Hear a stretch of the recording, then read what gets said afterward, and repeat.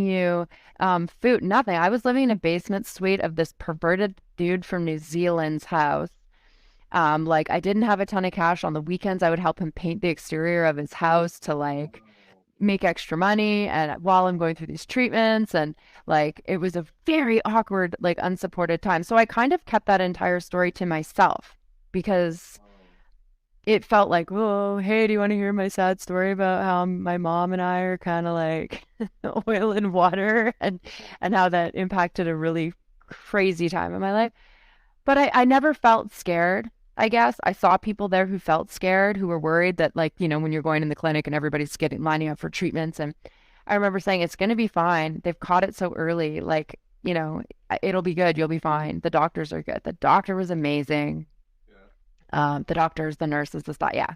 So I never felt, I guess, like as abandoned as they could have. Now I probably am a bit more chapped about it.